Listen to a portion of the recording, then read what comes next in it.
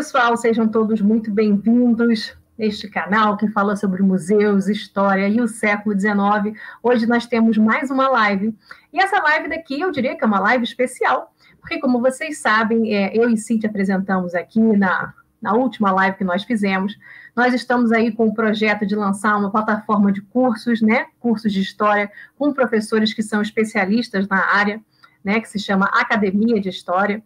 E nós chamamos hoje aqui o nosso primeiro professor para que ele se apresente, para que vocês conheçam ele, que vocês conheçam a área dele. Eu vou chamar aqui, então, o Eduardo Daflon.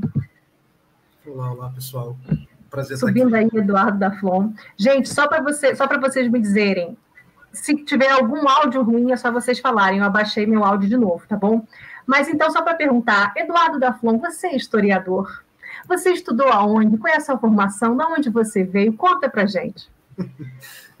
Primeiro, agradecer mais uma vez o convite, Neida, é um prazer estar aqui. Bom, eu sou historiador, né, sou doutor em História. Minha formação foi praticamente inteira realizada na Federal Fluminense, né, então eu fiz graduação, minha colega de casa, né? Então, eu fiz graduação, mestrado e doutorado lá. Me formei na graduação em 2014, no mestrado eu concluí em 2016, e o doutorado é recente, né? Eu sou um recém-doutor, defendi, meados de 2020, eu defendi a tese, que tinha como principal objeto, né, o estudo do campesinato.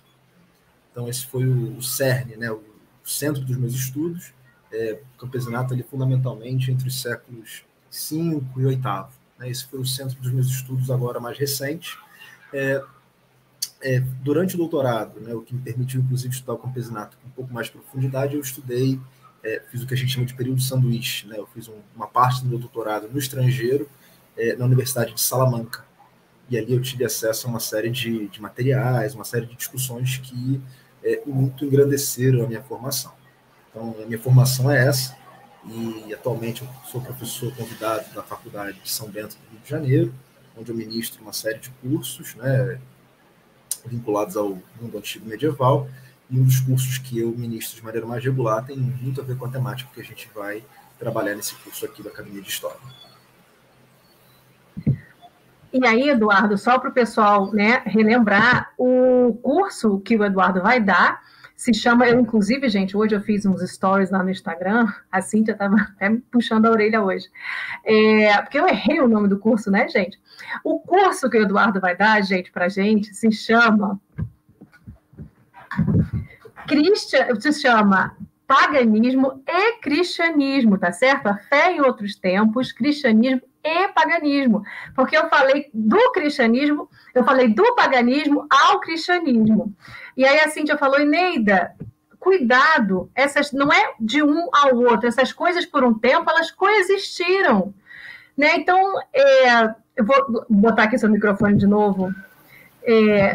Então, a primeira coisa que eu vou te perguntar é o seguinte, então é a fé em outros tempos, paganismo e cristianismo. Então, explica para o pessoal aqui o que existia de religião na Europa antes do cristianismo surgir, né? Então, você com essa pegada, você explica para a gente do que é paganismo, do que nós estamos falando e qual é o período histórico que a gente está falando aí. Vou fechar meu microfone e vou abrir. Então, Eneida, para começar, eu queria ser um pouco mais... um comecinho muito teórico, assim, mas eu prometo que vou ser breve. Né? Você falou em religião. Né? O que havia de religião nesse período? A própria ideia de religião, como a gente entende hoje, ela é uma ideia histórica, ela surge numa determinada época.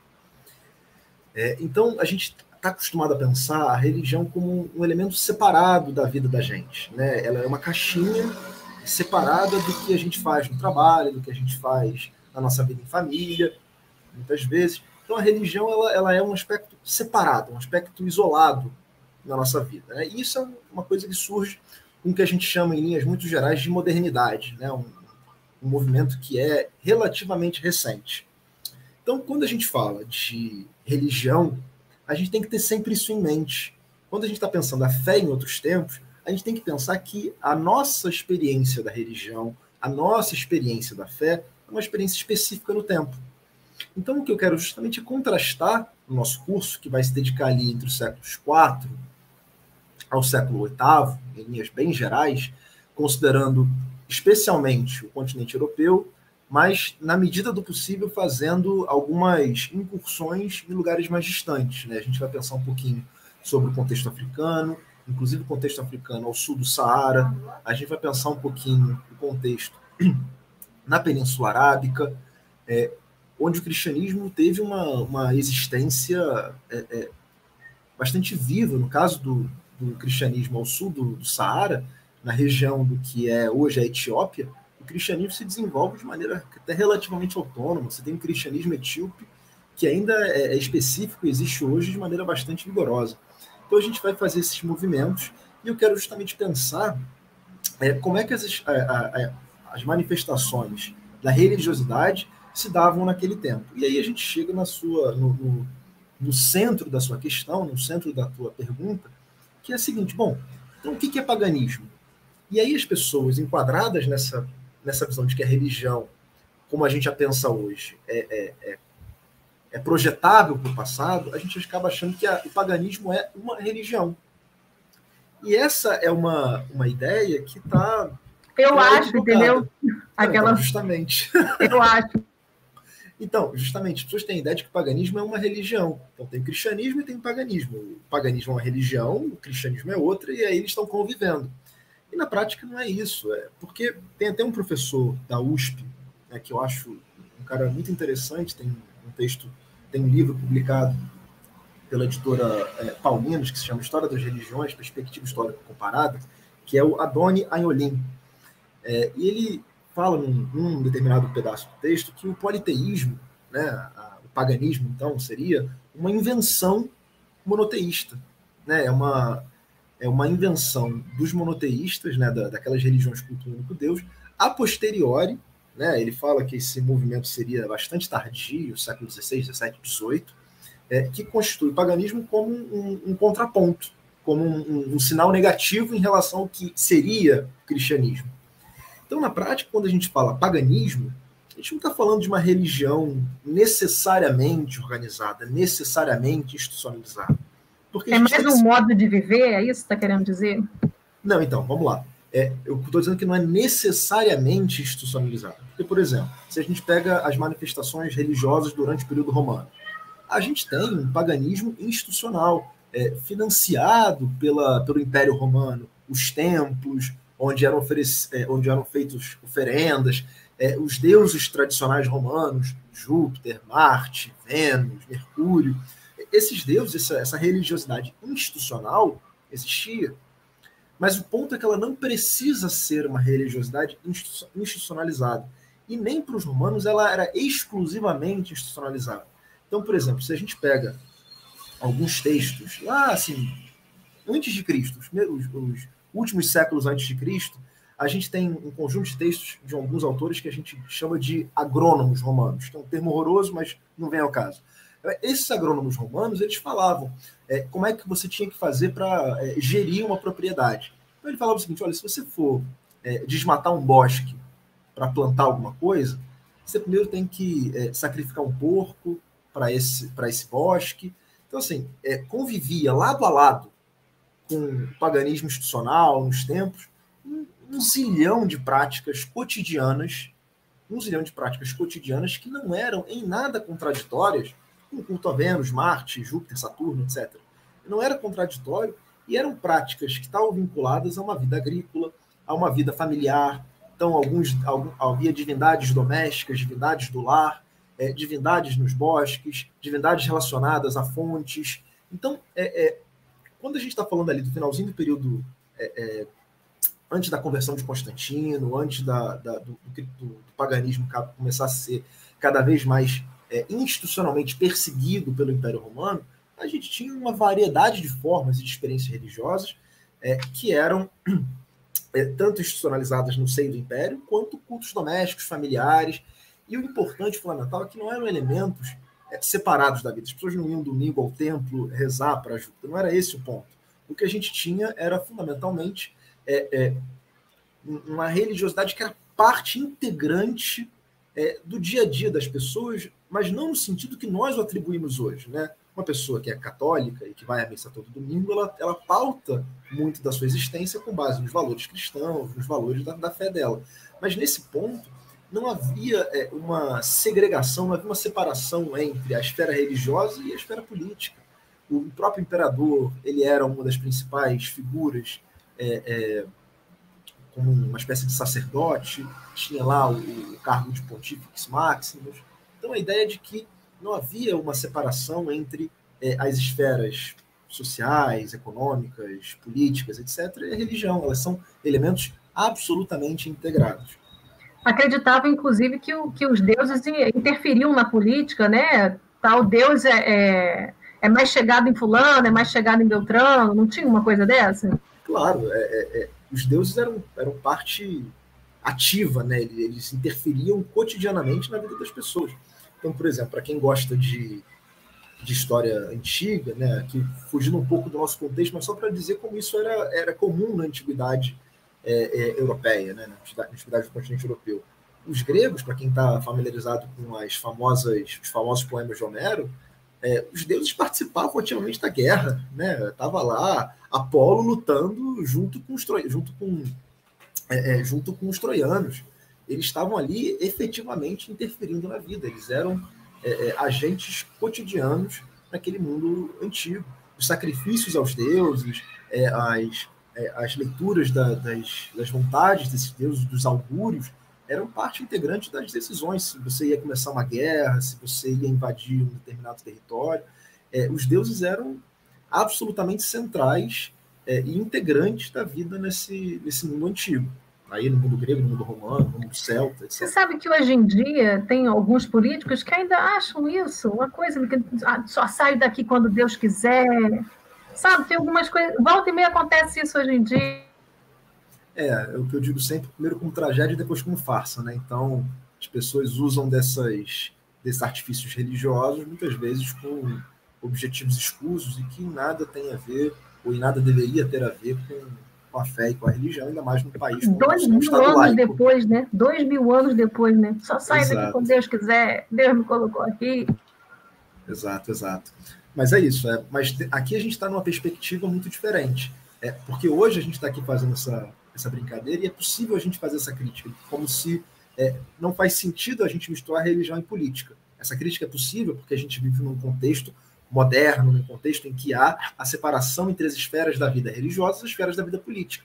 Essas esferas são separadas e misturá-las é uma crítica. Ao misturá-las, um político está sujeito a uma crítica de não respeitar essa divisão do Estado laico, etc. É uma crítica que seria impensável, seria impossível fazer essa crítica para o mundo antigo, para o mundo medieval. Essas esferas elas estavam absolutamente uma por dentro da outra, imbricadas uma dentro da outra. Então, por exemplo, a gente pensa no elemento mais distante do que seria para a gente a religião, trabalho. Eu vou para o trabalho e produzo qualquer coisa nesse meu trabalho. Nada mais distante da vida religiosa. Ora, você pega no mundo antigo, antes de você abrir um bosque para plantar, sacrifica um porco. Avançamos para o período cristão lá, que a gente vai considerar um pouco desse contexto nas últimas aulas do curso. A gente vai falar sobre a organização do curso logo em seguida. Mas avança lá para o século VII. O que a gente tem de mais comum das reclamações dos padres, dos membros da igreja, dos bispos, é de que os camponeses, ao receber a hóstia, não comiam a hóstia. Chegava lá no banco da igreja e tirava da boca. Por que eles tiravam da boca? Porque eles não acreditavam naquilo? Não, eles acreditavam que aquela hóstia tinha uma potência divina, sagrada, enorme. Só que ao invés deles engolirem, eles levavam para o campo e enterravam no solo, para que a potência divina se manifestasse naquele solo.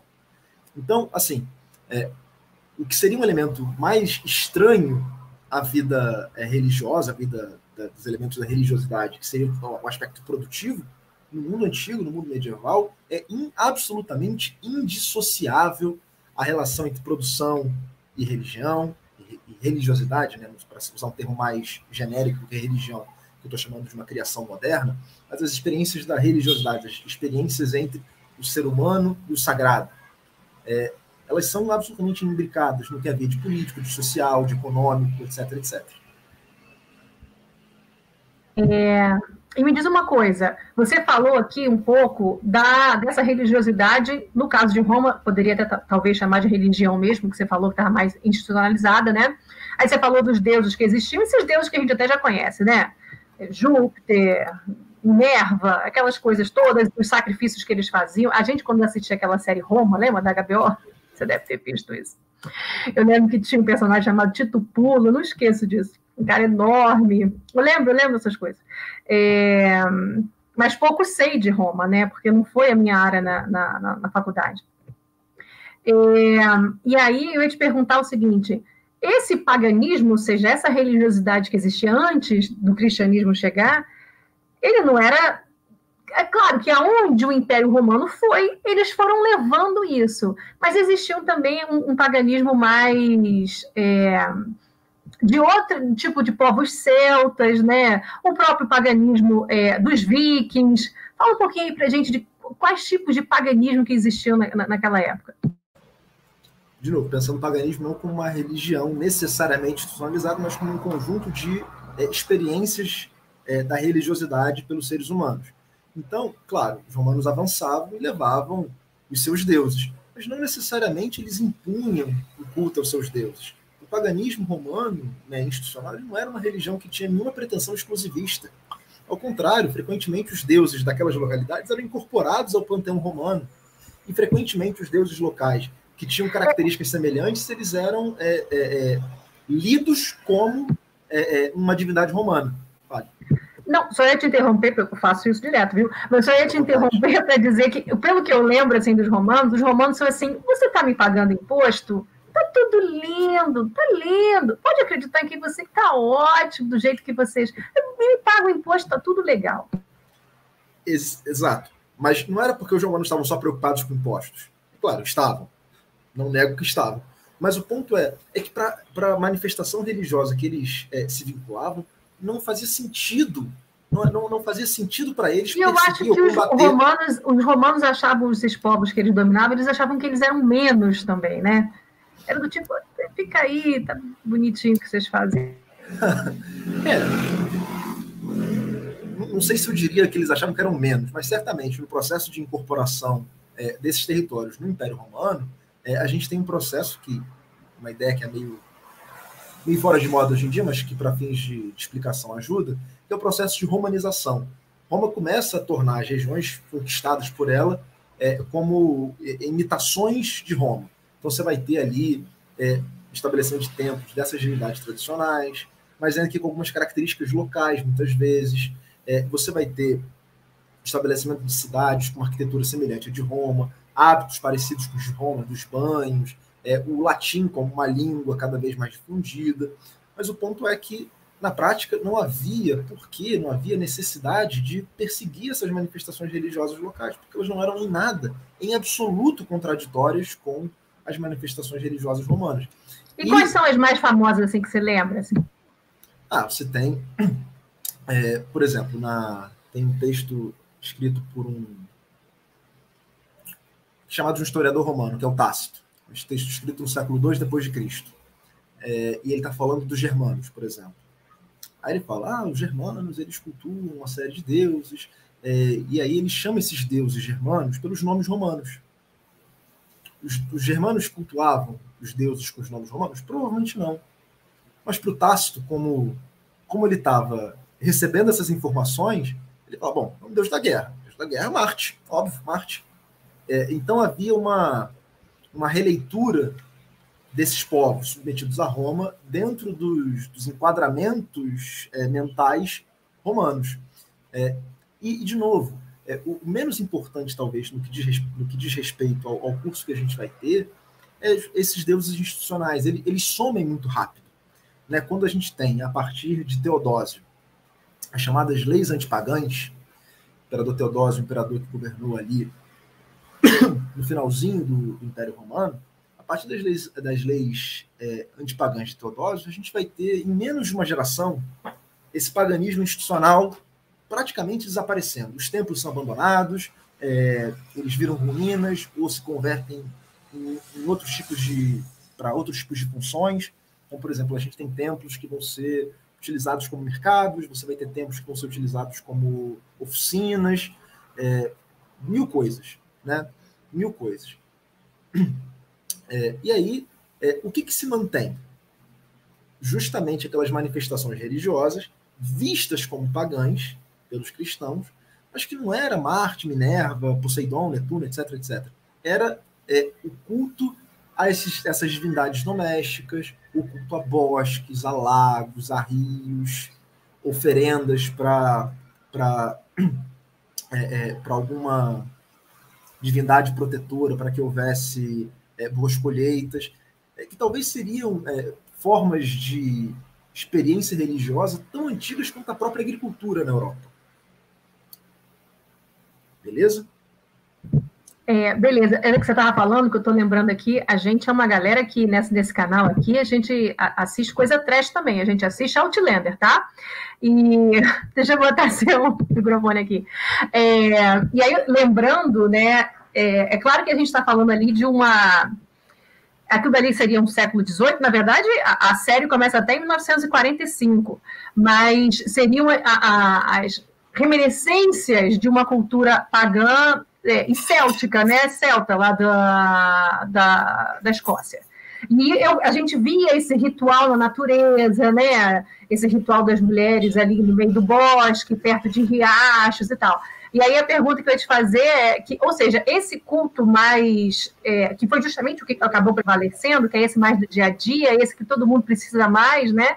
Que é esse de cultuar a agricultura, os bosques, a floresta, o rio, as plantas medicinais. Isso tinha, inclusive, em Roma mesmo, né? Não preciso só me espalhar aí para esse mundo gaulês e céltico que eu estou pensando aqui, não, né? Exato, mesmo na própria Itália, que a gente conhece como Itália hoje, também tinha isso, né? Pensa lá, Roma, a capital do Império, o centro do mundo romano. Constantinopla, o centro dinâmico desse Império Romano no final da experiência imperial. Se você vai uma rua para dentro da cidade, um camponês trouxe uma produção para vender lá, trouxe a produção de azeite que ele produziu ali a 5 quilômetros de Roma. Ele podia ir no templo de Júpiter, no templo de qualquer uma das divindades romanas, mas ele também tinha essas práticas agrícolas cotidianas, essa vinculação com esse mundo sobrenatural. Isso não era em nada, em absoluto contraditório. Elas eram parte integrante, porque, de novo, a religiosidade, que eu estou aqui dizendo institucional romana, nos templos e tal, ela não se pretendia exclusivista, que é uma forma que... E o que é interessante, né? A gente sabe muito pouco sobre essa religiosidade cotidiana no período romano. E por que a gente sabe pouco? Porque ela não existia? Não. É porque, como os romanos não se importavam com ela, eles não documentavam, eles não escreviam sobre ela.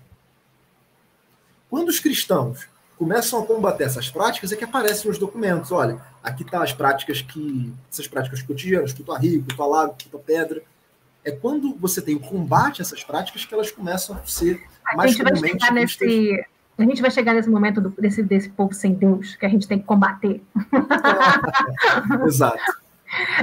Mas aí, então, só para seguir, a gente está falando aí, então, a gente começou a falar, então, qual é o paganismo, que tipo de paganismo, do que a gente está falando, que existia aí na Europa antes do cristianismo. E aí eu queria que você falasse, então, desse processo de cristianização da Europa, que deve ter sido um processo bem longo, né? E que você falasse também para a gente de como é que era esse início do cristianismo na Europa, que certamente deve ser muito diferente da religião, eu diria até da religião cristã que a gente tem hoje em dia, mas sobretudo da Igreja Católica que a gente tem aqui. E depois eu vou até lançar uma pergunta que meu pai me fez. Eu vou lançar agora, mas primeiro lança pra gente.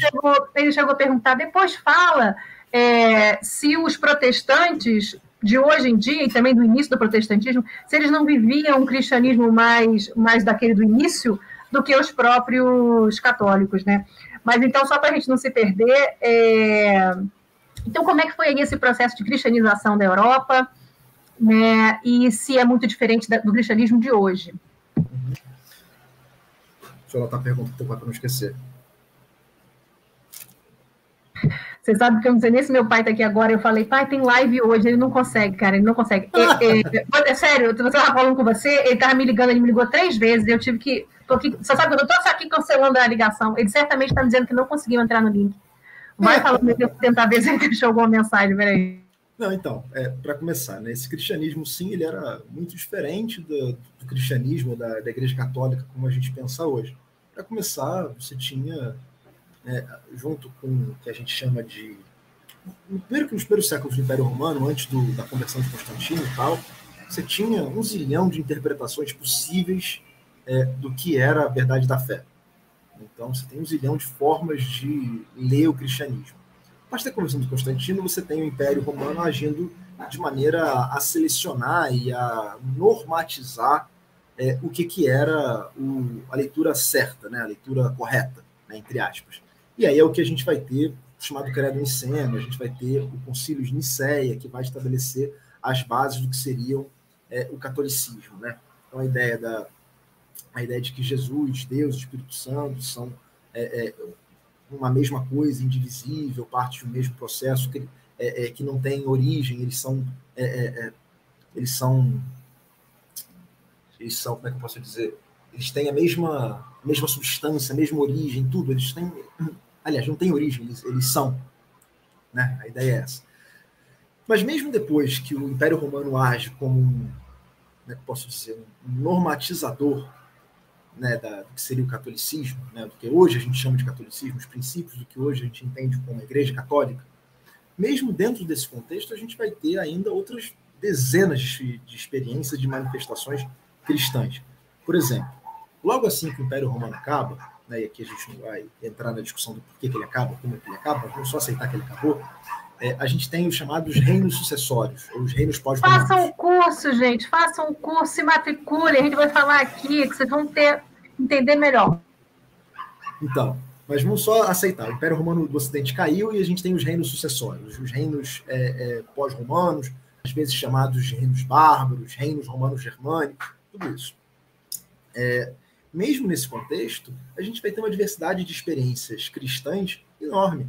Então, por exemplo, vários dos reinos sucessores, por exemplo, os visigodos, eles eram cristãos, mas não eram católicos. Eles professavam o chamado credo ariano, que era foi considerado no Concílio de Nicéia uma heresia, porque basicamente é o que a gente chama de uma heresia cristológica, que via Jesus, né, via Cristo, de uma maneira diferente dos católicos.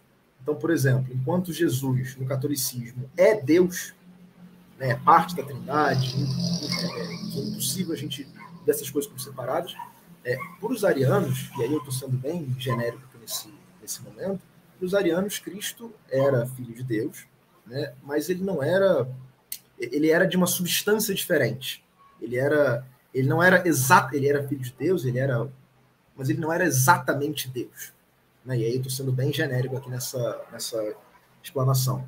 Mas além do arianismo, a gente tem outras. A gente tem, por exemplo, os priscilianistas que estão que tem uma força muito grande na Península Ibérica, que vão propor uma visão que a gente chama de maniqueísta, que vê, por exemplo, a própria experiência do cristianismo como a luta entre o bem e o mal, Deus e o diabo, mas como forças equivalentes. Né? Seria impensável para o católico pensar o demônio, o diabo, como uma força igual a Deus. Sempre está abaixo, sempre é inferior. Os priscilianos não, havia essa dualidade, né? essa luta entre o bem e o mal, e que a gente chama de uma perspectiva maniqueísta, né? Uma perspectiva dualista. Então, e para além dessas manifestações mais sistematizadas, a gente tem aí são literalmente 1 zilhão de outras formas de experiência religiosa cristã que, inclusive, são combatidas, são inclusive combatidas pelos católicos, pelo que acabou sendo a vertente que acabou saindo vitoriosa dessas disputas entre as várias interpretações diferentes do cristianismo. Então, por exemplo, só para citar um caso isolado, né, mas que iguais a eles a gente poderia pensar em dezenas, ainda que os registros desses casos fossem muito menos frequentes. Tem um cara chamado Adalberto de Soissons, que no século VIII pregava, né, era uma pessoa de origem humilde, que pregava uma pobreza material frente a um clero que cada vez mais se enriquecia, acumulava patrimônio. Era uma experiência popular do cristianismo que foi sistematicamente combatida. E aí, por exemplo, tem gente, inclusive, que é santo, né? Tem um cara chamado São Milão, que é um santo cultuado até hoje, ainda que com uma expressão bem menor do que já teve, cultuado na Península Ibérica. E São Milão era um cara que tem origens muito nebulosas, né? A gente não sabe exatamente como é que foi a origem de São Milão e tal, mas o que a gente sabe foi o que escreveu sobre o São Milão um cara chamado Braulio de Zaragoza, que é bispo da cidade de Zaragoza. Ele escreve uma vida de santo, né, relatando como é que teria sido a vida de São Milão. E o Braulio era um bispo, membro da hierarquia católica, membro dessa igreja que cada vez mais se consolida como uma força preponderante ao longo do que vai ser o período medieval. O Braulio, quando vai contar a história do Braulio, quando vai contar a história do São Milão, ele tem um esforço enorme, porque o São Milão era um eremita, um cara que se enfiou lá numa montanha, começou a rezar e pregar e tal, mas que não era um cara que estava... Mas as biografias de santo nessa época, elas eram muito inventadas mesmo. Sim, sim. Como é que se chama isso? Se chama agiografia, né? Que você, inclusive, cria uma história assim, é linda. É uma biografia de santo mesmo. Isso, exatamente, uma agiografia. Inventa e vamos que vamos. Exato. E aí, qual é a narrativa que ele cria? A gente sabe que ele era um eremita, um cara que foi lá pro monte, só que o cara fala assim, nas primeiras páginas da agiografia, né, da vida do santo. Não, o Braulio foi pro monte depois de se instruir com um bispo tal. Então ele cria uma narrativa em que mesmo esse eremita, para ser eremita, se colocou sob a autoridade da igreja. Mas o que é engraçado é que ao longo da narrativa ele fala que aquele desrespeitou o bispo tal, aquele desrespeitou o bispo tal, mas na origem ele estava lá vinculado. É o famoso, gente, não dá uma de louco aqui não. Até Exato. Fulano, não quero saber de ninguém de doido aqui não. Exato, e é muito interessante que essa vida de santo ela é escrita depois de um concílio. Eu não vou lembrar qual é o concílio exatamente, mas um concílio no qual o Braulio participou. Tantos, mas é que são tantos, sério mesmo, um negócio assim. Eu estava até falando com a Cíntia, nossa, Cíntia, esse período que o Eduardo vai falar, né? Imagina o quebra-pau que não era um negócio, que estava justamente se consolidando. E eu estava falando, gente, Cíntia, porque assim, o cristianismo, mas sobretudo quando a gente pensa na Igreja Católica, né?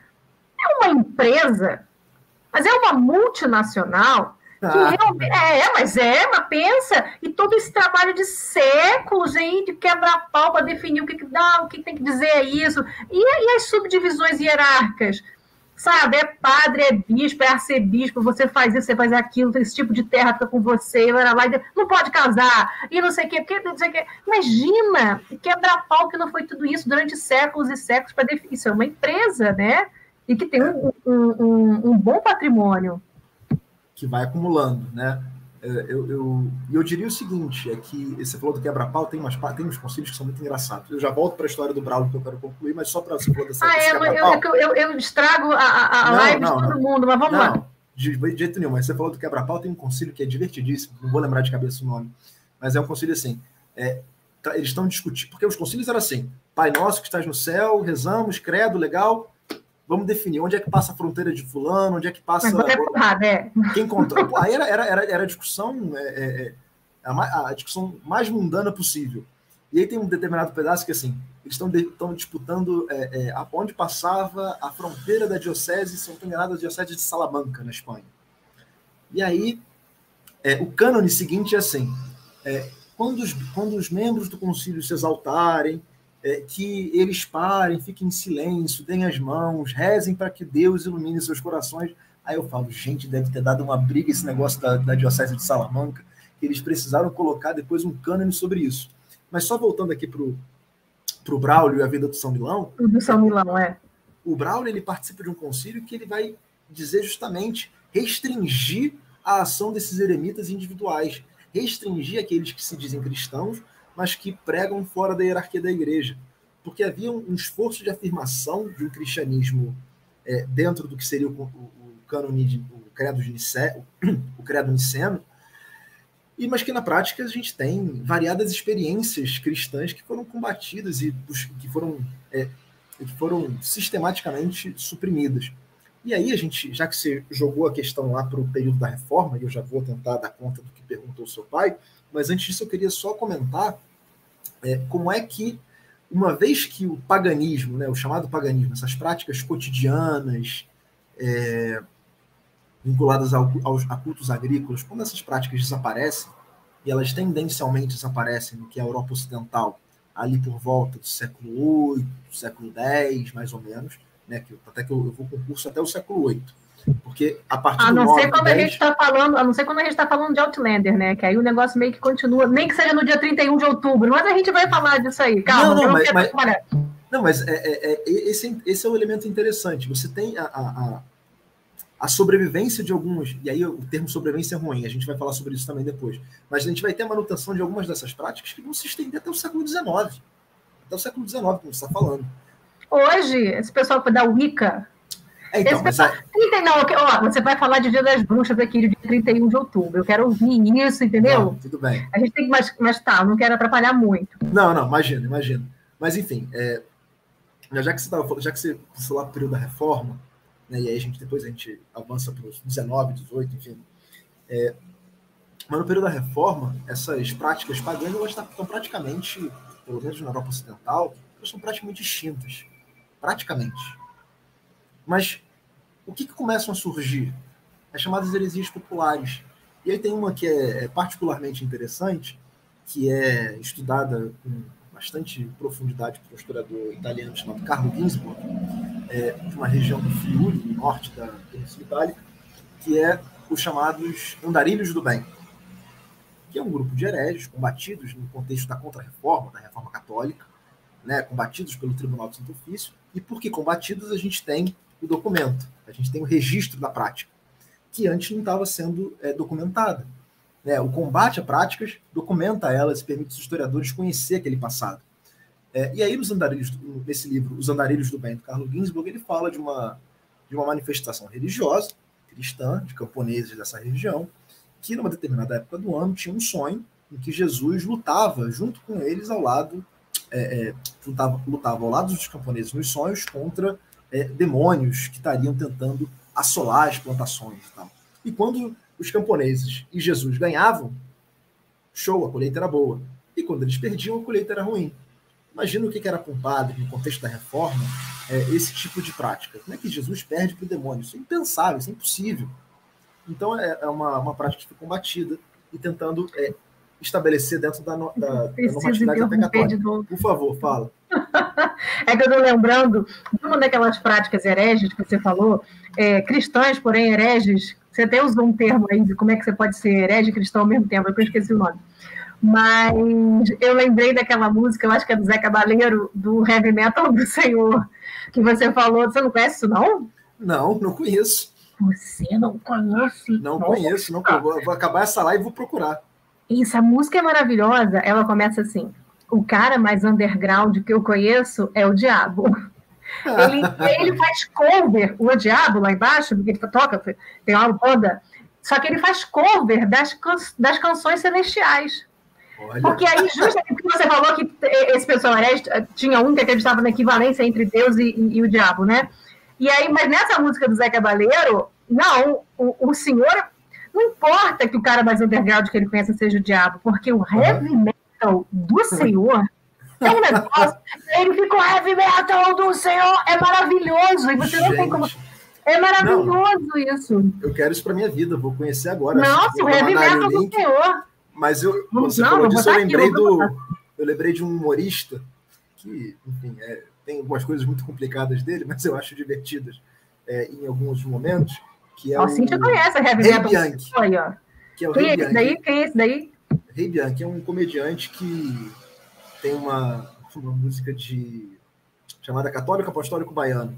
Ele fala dessa manifestação sincrética da fé, né, que você vai na missa domingo e acende vela para Iemanjá, essas coisas assim, de uma religiosidade brasileira, enfim. Mas ele faz isso de uma maneira muito jocosa. Mas eu lembrei dessa referência com o Heavy Metal do Senhor que você trouxe. Não, mas o Heavy Metal do Senhor também é muito... Cara, Imagina o Senhor fazendo heavy metal, cara. Mas é justamente essa ideia de que o Senhor estaria acima, muito acima do diabo, que ele pode tentar fazer a banda de rock dele, mas o heavy metal do Senhor... Excelente, excelente. Mas o ponto é esse, assim, a gente tem...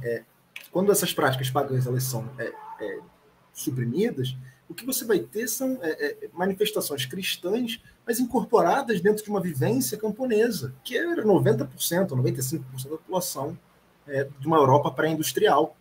Então, assim, e aí e a gente está falando aqui do contexto da reforma, do contexto em que o catolicismo se sente ameaçado, o catolicismo se sente confrontado pela ruptura que a reforma representa, e começa a combater de maneira mais enfática essas práticas que seriam desviantes da norma.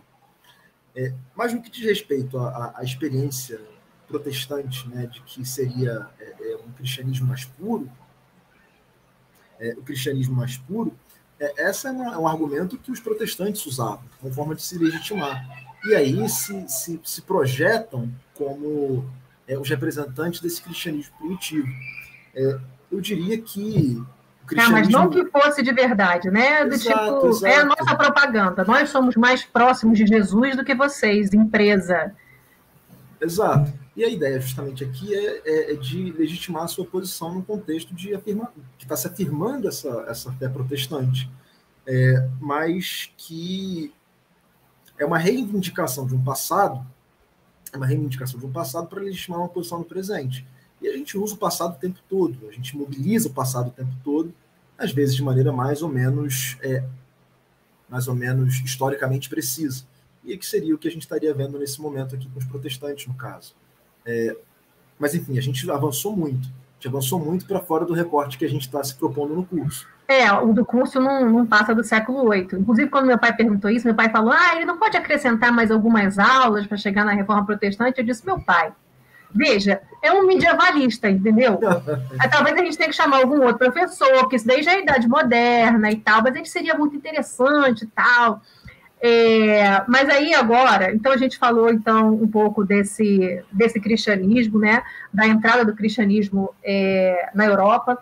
E aí, antes de eu te perguntar aqui sobre essas sobrevivências pagãs, que aí eu quero saber com você de santinho no pescoço, eu quero saber, sabe, Nossa Senhorazinha aqui, de ouro? Eu também quero saber de festa junina, esse negócio de pular fogueira, 31 de outubro, esse negócio do Dia das Bruxas, essa galera aí que é da Wicca e que traz essa história de que nós somos as netas das bruxas que vocês não conseguiram queimar, né? Até porque hoje é Dia das Mulheres, o que eu estou mais vendo aqui é Feliz Dia das Mulheres, aqui, ó, não, esse é mais um Feliz Dia das Mulheres, tem demais, hoje é só o que tem, dia de luta, né, gente? Então, antes de perguntar sobre essas sobrevivências pagãs, eu ia te perguntar sobre se eles foram perseguidos, porque, por exemplo, os cristãos, no período romano, no início, quando o cristianismo ainda não era dominante, os cristãos sim foram perseguidos, né? E a gente tem todos, inclusive muita gente que acabou virando santa, né? Que foi martirizada e acabou virando santo. Esse pessoal pagão, eles também chegaram a ser perseguidos? Não, porque pelo que você está falando, a coexistência, né, permitia muito, né? Não, foi mais no período da Contra-Reforma que esse negócio foi mais intenso. Né? Vamos lá, vamos com calma. O cristianismo o cristianismo foi perseguido? Foi. Em que momento o cristianismo é mais perseguido? Século III. É um momento de grande boom na perseguição dos cristãos. Por quê? Porque a gente tem um contexto de instabilidade no Império Romano, que é a chamada anarquia militar, e aí uma das principais explicações é que, no momento em que a autoridade do imperador se torna mais frágil, por conta das tensões e disputas internas do Império, qualquer iniciativa que ameaçasse o culto imperial, que ameaçasse a autoridade do imperador, e os cristãos, por exemplo, se recusavam a fazer as homenagens ao imperador como uma divindade, justamente por serem monoteístas, terem um único Deus. Porque Deus é mais, né? Deus é mais. Que Deus é mais. Então, por conta disso, a gente vai ter uma intensificação da perseguição dos cristãos no século III. A partir do século IV, você vai ter a conversão de Constantino. Constantino se torna cristão, e aí você tem progressivamente os cristãos deixando de ser perseguidos. Até que a gente chega lá no século V, né, 100 anos depois praticamente, pouco mais de 100 anos depois, Teodósio cria as leis antipagãs. E aí o cristianismo deixa de ser religião perseguida e passa a ser uma religião triunfante. E aí perseguidora também não, triunfante só.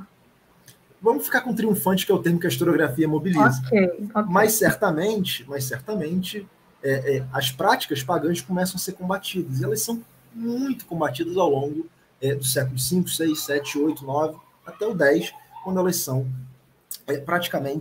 praticamente extintas na Europa Ocidental. Então, já que é praticamente extinta, você já pode entrar aí nas permanências aí do paganismo. Então, como eu falei, uma vez que a gente tem as leis antipagãs de Teodósio, a gente tem, basicamente, esse paganismo dos templos, dos cultos, das oferendas aos deuses nos templos, praticamente desaparece em menos de uma geração. Em menos de 30 anos, os templos estão abandonados, ou em ruínas, ou reutilizados para outros propósitos. O que se mantém? Práticas cotidianas que são vistas como, abre aspas, sobrevivências pagãs. Por que abre aspas?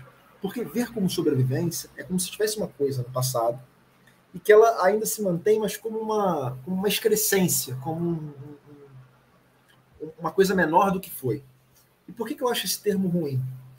Porque para aqueles camponeses que estão sendo perseguidos pelas práticas pagãs que mantêm, não havia necessariamente uma contradição entre ser cristão e fazer uma oferenda a um rio.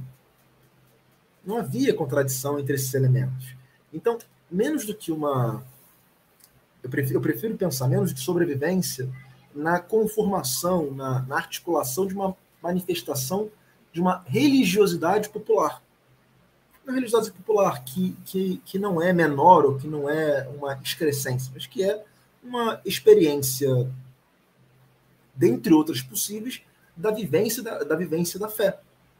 Por isso a ideia da fé em outros tempos. E como é que essas práticas que foram sendo combatidas foram progressivamente sendo ou completamente extirpadas, ainda que isso seja difícil de conseguir, mas houve um próprio movimento da igreja e dos membros da hierarquia eclesiástica por suprir demandas que fossem daquela Europa camponesa, daquela Europa agrícola, que é, por exemplo, fazer bênçãos às sementes, bênçãos às ferramentas, bênçãos à rede de pesca, tentando, por um lado, dar conta, mas, por outro lado, é parte da própria dinâmica de desenvolvimento desse cristianismo nesse momento que a gente tem a formação dessas religiosidades. Então, menos do que os padres se reunindo lá numa sala escura e falando assim, bom, como é que a gente vai enganar esses caras?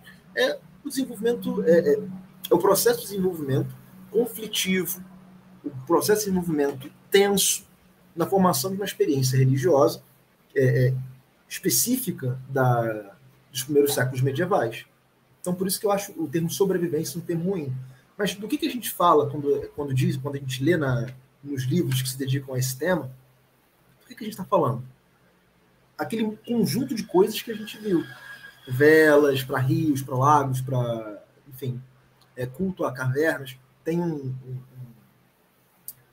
um trecho de um grande historiador que se dedicou a esse tema, que é o Peter Brown, que ele fala que o sagrado jorrava de 6.000 fontes na Gália. Agora, não lembro, isso está no Peter Brown, agora não lembro se é o Peter Brown citando uma fonte ou se é o Peter Brown mesmo, mas enfim, a ideia é de que o sagrado jorra de 6.000 fontes. Por que ele jorra de 6.000 fontes? Porque era a ideia de que cada nascente, de cada concentração de água, cada rocha sagrada, cada árvore sagrada, podia ser ali uma forma daquelas pessoas se relacionarem diretamente com o sagrado. Com o divino, né? Com o sagrado. Com o divino, com o sagrado. E aí é um ponto interessante que eu gosto de pensar, que é a relação entre os seres humanos e a natureza. Nós somos parte da natureza.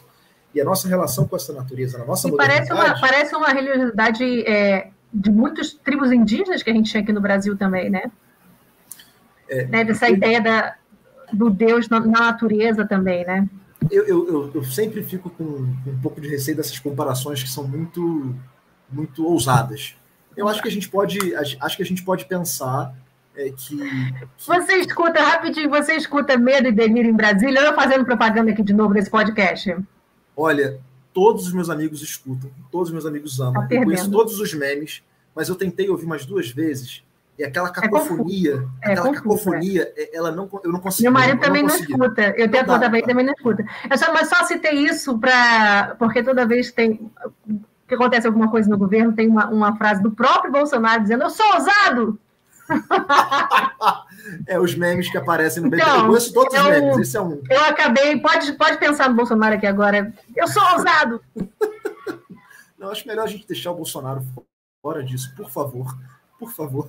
Mas, enfim, eu acho uma comparação ousada. Eu acho que o estudo desse período que a gente está considerando aqui, ele ajuda a gente a pensar contextos de contato. Ele ajuda a gente a pensar e colocar em perspectiva histórica contextos para usar um termo muito cotidiano, um termo que é muito frequente em livro didático, por exemplo, um contexto de sincretismo religioso. Então, por exemplo, eu acho que esse período aqui de estabelecimento do cristianismo, de conversão da Europa, ele dá para a gente elementos para a gente pensar o cristianismo no processo de expansão, por exemplo, da conquista da América. Tem coisas que são muito parecidas e que uma ilumina a outra. Ilumina, mas não é que é a mesma coisa. Mas ajuda a gente a pensar, traz elementos para a gente pensar e refletir sobre a fé. E, da mesma maneira, que pensar a religiosidade nessa época ilumina, né? Não que seja a mesma coisa, mas ilumina a experiência na fé hoje. Né? E aí você falou da medalhinha e tal. É aquilo. Né? Eu sempre penso nessas manifestações religiosas que são interessantes. Por exemplo, eu tenho uma família que eu conheço que são todos umbandistas. Todos. Uma família de umbandistas. Ok, tudo bem, até aí. Mas todos eles são batizados na Igreja Católica. E aí, para um padre... Isso convive bem, né? Para um padre, isso é uma loucura. Eu acabei de lembrar agora do pagador de promessas, né? Dentro de uma perspectiva de uma ortodoxia, isso é impensável. Mas para o cotidiano das pessoas que experimentam a religiosidade, não há necessariamente uma contradição. Da mesma forma que aquele camponês que acendia a vela para uma rocha e ia para a missa, ele não via necessariamente como contraditórias essas práticas, porque elas eram manifestações da experiência religiosa que ele estava tendo. Então, pensar, acabei de ver o comentário da Nindy Rigel, e, bom, a Umbanda é uma religião cristã. Eu custo a crer que um padre católico concordaria com isso, por exemplo. E não que eu esteja negando que seja, não que seja aqui a minha intenção negar que seja, mas dentro da ortodoxia católica, para um padre, para um bispo, não você se desvirtuou. Sim, você se desvirtuou. Exato. Não cristão, que eu esteja... Mas você saiu da linha. Dentro da perspectiva, dentro do referencial mental de um padre, dentro do referencial mental de alguém da hierarquia da igreja, uma Umbanda não é necessariamente vista como uma religião cristã. E o meu ponto justamente é esse, que a gente pode pensar essas experiências religiosas à luz do conhecimento de outros períodos, em que experiências cristãs conviviam com outras formas de manifestação religiosa que eram sistematicamente perseguidas pela igreja. E quando a gente fala, por exemplo, dessa questão das medalhinhas, então, antes da religião cristã chegar na Europa, já se usava esse tipo de patuá, já se usava esse tipo de coisa? Usava esse tipo de coisa, de medalhinha? Patuá é muito bom. Patuá é muito bom. Né? Então, uso de... Olha eu aí, eu sou ousada de novo já. Uso de abre aspas, patuá, fecha aspas, existia uma série de manifestações. Por exemplo, a gente tem uso de tabletes de chumbo com pedidos que eram colocados dentro de paredes. Isso era muito comum. Mas aí que tá. Quando o Império Romano se torna cristão e a gente tem a perseguição mais sistemática dentro do contexto que a gente está pensando aqui, os primeiros séculos medievais, essas práticas para os deuses tradicionais romanos são impensáveis, elas deixam de existir muito rápido, como eu falei, mas convive-se com uma série de outras experiências que a gente está chamando de, abre aspas, sobrevivências, fecha aspas. e que a gente tem que pensar aqui. Bom, então essas medalhinhas continuavam sendo usadas, esses objetos com portadores... Mas agora com a cara de Nossa Senhora, né? Agora com a cara de algum santo. Mas aí que está. Se alguém utilizasse algum objeto que fosse visto como uma manifestação do poder sagrado, aquilo poderia ser visto como uma sobrevivência pagã. Então, por exemplo, agora minha memória está me traindo, mas eu acho que é o Cesário de Arles, que ele fala que na juventude, se eu não estou enganado, é o Cesário de Arles. Minha cabeça está me traindo agora. Mas algum desses religiosos importantes da Gália, dos primeiros séculos medievais, fala o seguinte: quando ele era muito novo, muito menino, ele teve uma visão, no contexto que o pai dele estava muito doente, estava sofrendo com gota, uma doença causada pelo consumo excessivo de proteína, do consumo excessivo de álcool. O pai estava sofrendo muito com essa doença, e aí ele escuta uma voz, vê um anjo, uma coisa assim, que diz o seguinte: você conhece o trecho tal da Bíblia? Aí ele fala: bom, mal sei ler, estou aprendendo ainda a ler. Fala: não, mas pega aquele trecho da Bíblia, pega um caquinho de cerâmica, escreve essa oração, coloca embaixo da cama do seu pai que ele vai melhorar. O cara é um santo da igreja, um membro da hierarquia. Isso é visto como um elemento do reforço da sua santidade, reforço da sua posição como homem santo, uma relação particularmente íntima com o sagrado cristão, com a divindade cristã. Mas, por outro lado, se fizesse um camponês exatamente isso, seria visto como uma prática pagã, porque subverte e passa por fora da igreja. Na prática, o que eram as sobrevivências pagãs eram as manifestações religiosas que passavam por fora da igreja, por fora da hierarquia eclesiástica. Entende? Então, uma comunicação com o sagrado que não passa pelo eixo central ali do comando, né? Exato. Essa é a ideia. Então, esses objetos aí, outra referência do Medo e Delírio em Brasília. Assim, como eu falei, os meus amigos se comunicam por essas frases também. Eles mandam direto os áudios dos memes, né? Eu também. Eu não tenho os áudios. Se você puder me passar, eu agradeço. Eu te passo. Todos porque como eu não tenho esse tal de Telegram, entendeu? Eu só tenho WhatsApp. É pelo WhatsApp que eu recebo mesmo. Então eu quero, me passa tudo. Te mando tudo. E, cara, assim, a galera curte muito. Eu acho uma cacofonia. Eu conheço os memes, eu uso os memes. Meu marido também não consegue ouvir. Ele não consegue ouvir, mas eu amo. Mas, enfim, acho que com Medo dele Brasília, acho que a gente se perdeu. Onde é que a gente estava? Você estava falando que se isso fosse feito por um camponês, a igreja não ia aceitar. E aí eu lembrei de uma coisa também, essa coisa do controle central, que, lembrando aquela história do São Milão lá, e do Alma de Doido, que também é o caso, que é esse controle, né, da igreja, da empresa, né? Que é o caso, por exemplo, dessas tais visões marianas, né? Que é um negócio que me intriga muito. E tem vários relatos de visões marianas, acho que a mais famosa, pelo menos que o brasileiro mais conhece, é a que aconteceu em Portugal com aquelas 3 crianças, né? Em Fátima, aconteceu em Fátima, né? Então, mas me parece que a Igreja Católica, toda vez que alguém fala que teve uma visão mariana, não dá de doida que não, você não teve uma visão mariana, entendeu? Então, até o controle, assim, não é qualquer um que vê Nossa Senhora, entendeu? Nossa Senhora não fala com qualquer um.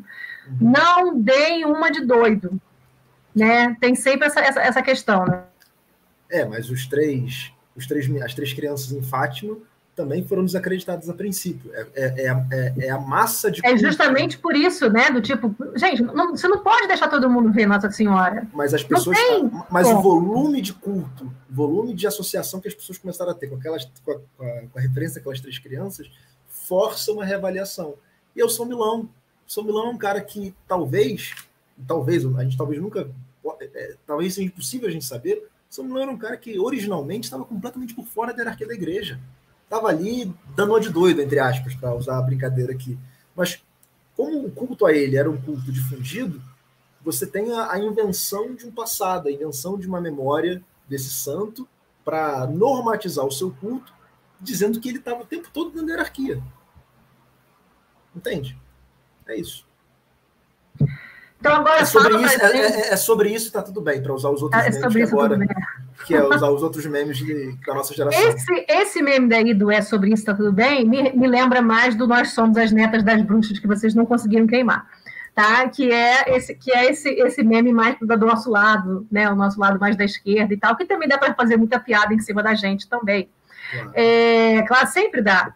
E o que eu ia te perguntar agora, então, sobre essas questões das sobrevivências, a gente falou aqui do Patuá, né? E eu ia te perguntar também, essa história de dia 25 de dezembro, que era a festa do sol, que a festa do sol, a coisa mais pagã do que isso, não tem como, né? Em que a Igreja Católica se apropria. Peraí, vocês gostam de 25 de dezembro? Então, Jesus nasceu no dia 25 de dezembro. Pronto. Vamos fazer a nossa festa máxima no dia 26. É o dia que vocês gostam, né? É o dia que vocês fazem festa. Então, bora, nesse dia daí. E me conta se isso, de fato, procede e outras cositas mais, tipo festa junina, 31 de outubro, que é o dia das bruxas, esse tipo de coisa. Bom, a gente tem uma série de ajustes no calendário cristão. Tem um professor da FRJ que tem se dedicado muito ao estudo dos calendários e, sobretudo, das festas, né? Da normatização das festas, que é o Paulo Duarte. Então, se alguém tiver interesse nesse tema, pode procurar os textos dele, ele tem publicado muito sobre isso. E, de fato, a gente tem um ajuste do calendário, né? Porque na Bíblia, pelo menos que me conste, se não estiver falando uma enorme besteira, não tem nenhum lugar dizendo o dia que Jesus nasceu. Então, o que vai estabelecendo essas datas festivas é a tradição. E aí, de novo, eu só não seria tão assim, tipo, os bispos se reuniram numa sala escura, vamos aqui enganar a galera, qual é o dia que vocês gostam? Só não iria nessa vibe mesmo. Eu diria que é parte de um processo de ajustes e acomodações que vão se processando na difusão da fé. Tem um povo da bruxaria aqui hoje. Perfeito.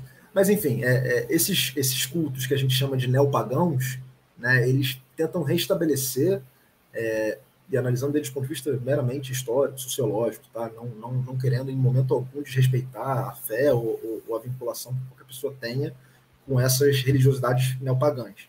Mas analisando estritamente do ponto de vista histórico, essas religiosidades, essas formas de manifestação religiosa neopagãs tentam justamente resgatar ou tentam justamente se vincular a essas expressões da antiguidade. Eu já conheci, no contexto de um curso que foi oferecido lá na UF de língua egípcia, uma menina que queria fazer o curso porque queria aprender a língua egípcia para poder cultuar melhor os deuses egípcios. Então, é uma forma de uma manifestação religiosa que tenta resgatar essas expressões da antiguidade, dos períodos pré-cristãos. O que a gente pode pensar é uma coisa muito parecida com o que eu disse a respeito dos protestantes se dizerem como aqueles que professam a fé mais pura.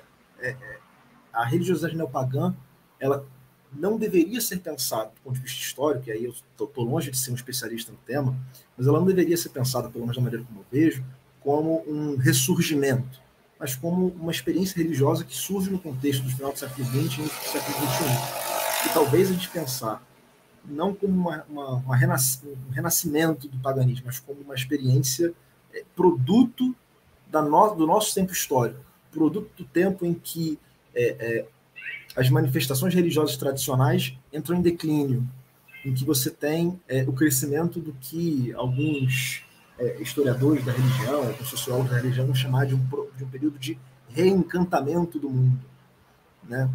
Então eu só teria muito cuidado do ponto de vista de uma análise, não do ponto de vista da fé e da experiência individual das pessoas, mas do ponto de vista da análise desse fenômeno social, eu só teria cuidado para não pensar isso como um renascimento, mas pensaria algo mais como produto do nosso próprio tempo histórico e relacionado profundamente a esse momento de reencantamento do mundo, de volta e de novo ganho de popularidade de uma série de uma série de coisas, como, por exemplo, horóscopo, enfim, uma série de coisas que são vistas como relações com o sagrado, relações com o sobrenatural, mas que não passam pelas religiões institucionais, pelas grandes religiões monoteístas, etc, etc.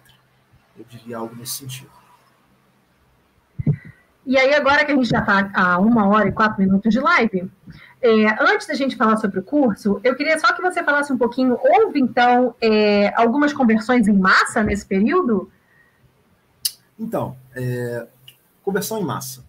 Né? E outra coisa também, se você quiser mostrar alguma coisa aqui de fotos e mapas, pode também, estamos abertos. Não, então vamos lá. Era nesse momento que eu queria projetar, inclusive. Você pode colocar? Posso, vou botar. Então, por exemplo, a ideia de conversão em massa, ela foi absolutamente frequente e muito usada ao longo do século XVIII, do século XIX. Né? Então, você tem uma dezena de... Ficou tudo desconfigurado como projetou aqui, mas tudo bem, relevem isso. Mas você tem uma série de experiências que são valorizadas, né, de conversão em massa. Então, aqui você vai ter uma série de quadros, uma série de gravuras produzidas ao longo do século XVIII, XIX, que vão justamente tentar trazer isso. Então, aqui, por exemplo, a gente tem a Ascensão de Hermenegildo, que é um quadro do século XIX, que fala de um mártir católico que lutou contra o pai, que era um ariano. A gente vai ter aqui, por exemplo, a gente vai ter aqui uma xilogravura do Úlfila, que converte os visigodos, converte eles ao arianismo, e a conversão dos reis automaticamente é vista como conversão do povo. Aqui, um outro quadro, no final do 19, da conversão de Recaredo, mais uma vez o rei se convertendo e trazendo a reboque todo mundo. O rei era ariano até ontem. O rei converteu ao catolicismo, então todo mundo virou católico no dia seguinte. E isso vale também para o caso dos francos, a conversão de Clovis, o batismo de Cashel, São Patrício, todas imagens que são muito reivindicadas ao longo do século XVIII e XIX, como uma expressão da afirmação de uma determinada religiosidade que está ganhando força ali naquele contexto. E se você jogar no Wikipedia, por exemplo, expansão do cristianismo, esse vai ser o mapa que você vai achar. Se você for lá no Wikimedia Commons, que é uma plataforma do Wikipedia que vai te mostrar... Você quer falar alguma coisa? Eu ia perguntar, qual é a diferença do azul claro para o azul escuro? Então, é uma diferença cronológica. O azul claro é uma conversão mais tardia e o azul escuro uma conversão mais antiga. E aí, se você olhar, o azul escuro são os arredores dos grandes centros urbanos. Né? Na Itália, você tem Roma, ali no sul da França, você tem o que é Marsella, você tem ali na Península Ibérica o que seria Córdoba, ali na região do Estreito de Bósforo, no que hoje é a Turquia, a região de Constantinopla. Então, são os grandes centros urbanos que iniciam o processo de conversão e depois eles se difundem, se homogeneizam entre os séculos 5 e 6. Né? E esse mapa do Wikimedia Commons, ele é basicamente uma releitura desse mapa aqui, que está nesse atlas histórico lançado recentemente, em 2007, que é basicamente a mesma coisa, só que eles meio que usam dessa maneira para você não ter os direitos autorais, enfim. Basicamente, ele reproduz a mesma ideia, de que conforme os reis vão se convertendo, esse cristianismo se expande de maneira quase que homogênea. Né? Então, e a gente vai ver isso em vários outros atlas. Né? Você tem essa referência aqui que está vinculada a um blog na Universidade de Córdoba, que tem basicamente as mesmas informações, com pequenas variações, e até que a gente chega nesse mapa aqui que mostra a expansão do cristianismo num movimento em direção ao Nordeste. Né? Ele começa no Mediterrâneo e vai subindo em direção ao que hoje é a Noruega, Suécia, Rússia, e ali... Para abarcar os vikings, né? Para abarcar os vikings, para abarcar os vikings, exatamente. Aquele povo sem Deus. Aquele povo sem Deus, exatamente. Na verdade, com muitos deuses, no caso. Muitos. É desse que é o problema. E aí a gente tem uma referência, que é essa frase latina, quis regio eius religio, que é uma referência latina para dizer a religião dos súditos é a religião do governante. E aí a gente tem essa ideia de que, enfim, basicamente, conforme o rei vai se convertendo, as coisas vão se convertendo junto. Né? E, na prática, o que eu estou tentando demonstrar para vocês, com essas ditas sobrevivências pagãs, com essa religiosidade popular que está se gerando nesse contexto, é que era uma realidade muito mais complexa, muito mais diversa, e que essa visão aqui que os mapas apresentam, esses mapas tão frequentes em atlas históricos, tão frequentes em livros didáticos, eles escondem uma realidade que talvez seja muito mais interessante, porque, de novo, ela ilumina, de novo, não é a mesma coisa, mas ela ilumina o nosso presente e as manifestações religiosas diversas do nosso presente. E quando a gente mostra que a Idade Média era religiosamente mais diversa do que a gente está acostumado a pensar. A gente pensa na Idade Média como a era de ouro do cristianismo. Quando a gente relativiza isso... Só católicos que a gente imagina, né? A gente Exato. não pensa nessas permanências, nessas nuances. No momento da antiguidade, né? Claro, e no momento que a gente rompe com essa ideia de uma homogeneidade cristã, naquele passado visto como passado glorioso da Idade Média, a gente consegue talvez relativizar o cristianismo no nosso próprio presente e perceber que as experiências religiosas, tirando talvez aqueles vinculados à hierarquia da igreja, ela é muito mais diversa, muito mais heterogênea, muito mais cheia de nuances no presente do que no passado, do que a gente costuma imaginar. Então esse era meio que a mensagem que eu queria trazer para cá. Esse passado, ele ilumina. Ele não é a mesma coisa, mas ele ilumina, ele lança para a gente complexidades que talvez ajudem a gente a enxergar essa diversidade, essa complexidade também no nosso presente. Porque a experiência religiosa, ela também é complexa, ela também é cheia de nuances no nosso presente. Você está com o fone fechado. 10 anos de curso, 02, está com o fone fechado ainda. Então, agora falando sobre o curso, gente, né, que o professor também não pode dar todas as aulas aqui. A nossa intenção é que vocês se matriculem, inclusive eu quero dizer que eu vou me matricular. Eu acho que eu vou.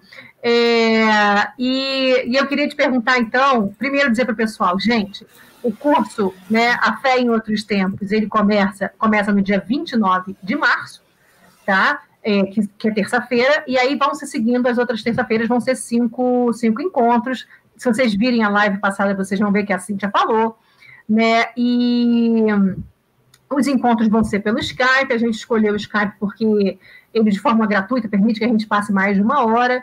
Então, quem se inscrever pelo site do Eventree, Cíntia, se você estiver aí ouvindo a gente, coloca o link do Eventree aqui de novo. A Emília já tá matriculada. Matriculem-se, pessoal, eu também vou me matricular. E aí eu te perguntar, então, o que você mais ou menos vai abordar nessas 5 aulas? Então, o curso ele tem uma estrutura dividida em 5 aulas, que ela tem um processo de avanço que é, por um lado, cronológico e, por outro lado, temático. Né? Então, a primeira aula que a gente vai discutir é o processo de cristianização do Império Romano, que aí eu vou tratar com bastante detalhe de como foi o processo de conversão do Império Romano e como foi o processo de acomodação dessa religiosidade no contexto ainda do Império. E a partir da aula 2, a gente vai começando a adentrar os séculos medievais, que são o grosso do curso. Né? A primeira aula vai ser dedicada ao mundo romano, e as 4 aulas seguintes a gente vai falar dos primeiros séculos medievais, né? Basicamente ali até o século VIII, e por vezes eu trago um outro exemplo que foge desse recorte, que vai ali um pouco mais para frente, até o século IX, até o século X, mas eu não passo muito disso porque a realidade ficaria muito mais difícil de abarcar. Avisar meu pai que não tem reforma e nem contra-reforma. Não tem reforma nem contra-reforma nesse curso, quem sabe no próximo, né? Exato.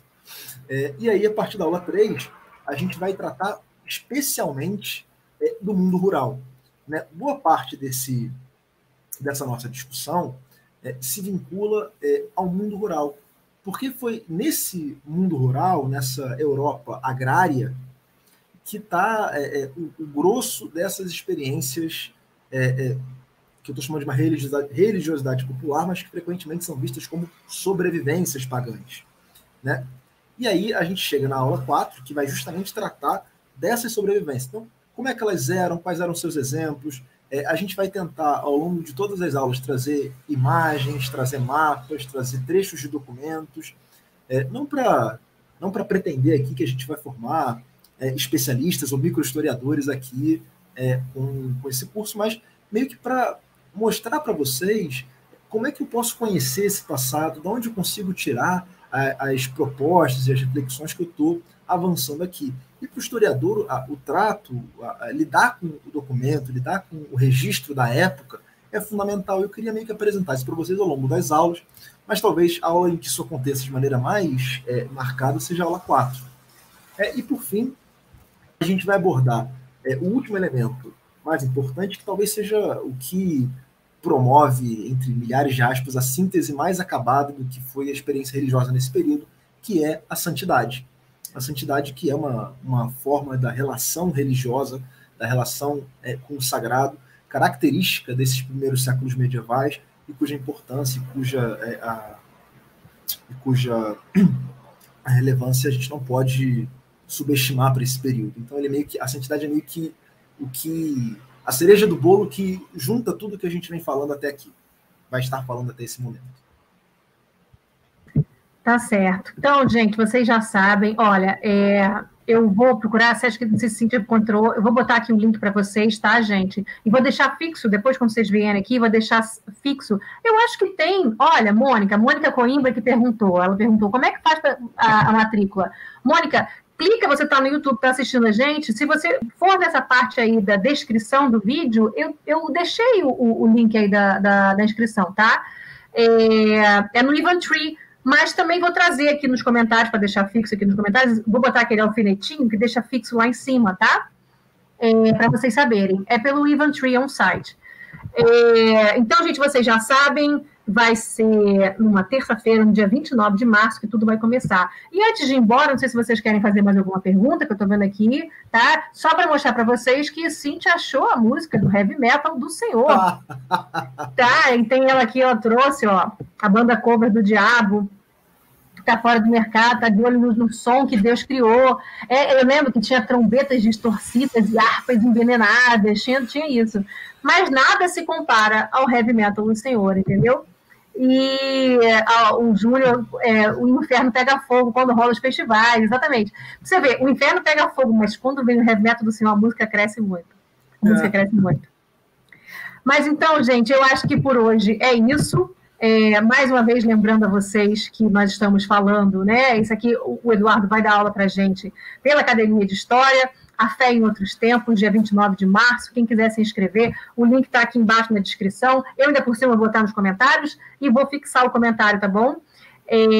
Então, um beijo. Você quer dar beijo aí? O Eduardo quer dar tchau para todo mundo. Eu espero que você tenha gostado. Eu sou muito doida assim, desse jeito. Não, tá? Adorei. Eu espero que você tenha gostado. Eu gostei muito. Eu gostei muito também.